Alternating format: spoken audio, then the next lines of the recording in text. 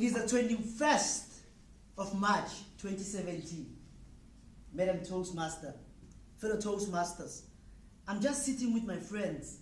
We're sitting having a chat, reminiscing about how difficult it was at varsity. We all have cars, townhouses, we meet here, going to have a bride. Everything is set. The music, oh yeah, let's go, yeah, let's go. Everything was going to go well. The question was, what could go wrong? I'm teasing my friend here, Sibusiso, about how he used to eat colored popcorns. He's now a CA, but he's thinking of studying psychology. Psychology? Bro, you have time to play, it's time to make money. My other friend is talking about Forex. And at this time, my mother calls me. You see, she always refers to me as Bonnie Bonnie, Bonnie Bonnie, in an affectionate way. But this time around, with a low voice, Bonnie, my son, your brother is not feeling well. I said to my mom, Mama, if I have to come to the hospital, I'll come now. She says to me, no, we're just taking your brother to Yusuf Dadoo. I don't think this is a big issue. Enjoy with your friends. And we go on with the business of the day. But on the 22nd, I was at work, going through my mails, trying to catch up, preparing for my next meeting. And I received a call. My mother on the side. Bonnie, my son. With a deep breath, she informed me, your brother, Joshua, has just passed away. We just got the message. I couldn't believe it for a second. I never had to bury my brother or any siblings that I had. It was always a funeral of that uncle who stays somewhere in Limpopo. But now it was at home. I packed my laptop, went straight to the parking lot, got into my car, drove home.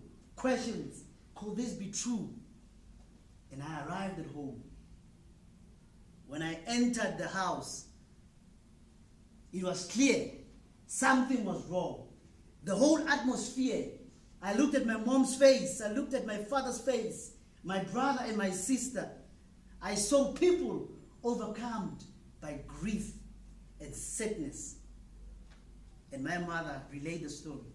Bonnie, it was yesterday. We thought it was not a big issue. We took your brother to Yusuf Dadoo. And they told us this morning that while he was there, during the night, he was struggling to breathe. And they sent him to Lerato Hospital. And upon arrival, the doctors couldn't resuscitate him.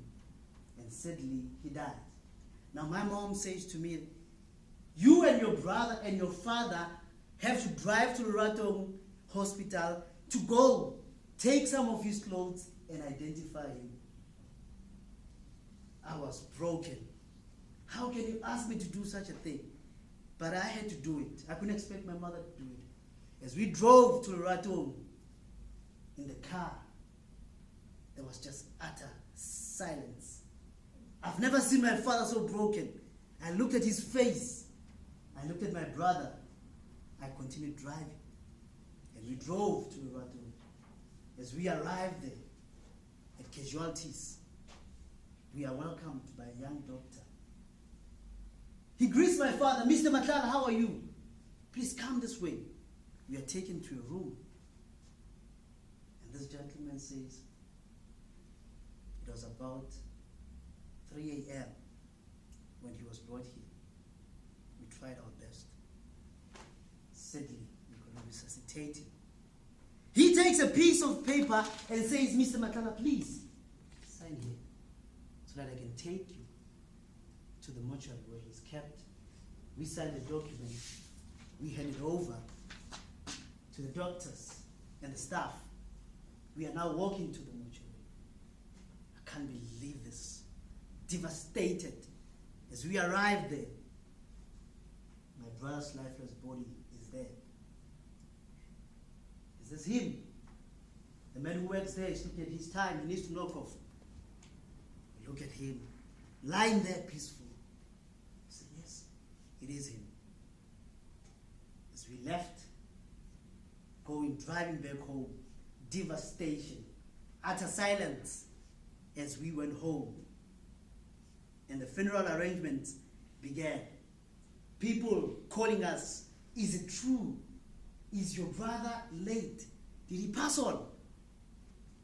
And it was our job to say, yes, it is true.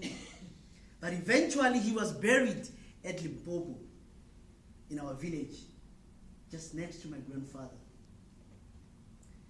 This reminded me that even though my brother was 2 years older than me, extremely uneducated because he didn't even finish matric, and I hold a degree and going for my next degree, it showed me that if this guy who was sleeping on the floor in the dining room with me, who shared the same breast milk from the same woman, who comes from the same womb that I come from, has passed on, then it doesn't matter how handsome I am, doesn't matter how educated I am, doesn't matter how many degrees I'm going to have, one day I am going to die.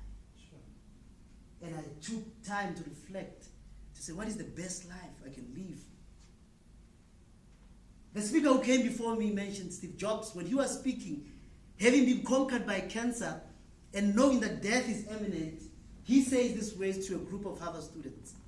If there's anything you want to do and you are scared to do it, at least be reminded that one day you are going to die, and take courage and do it anyway.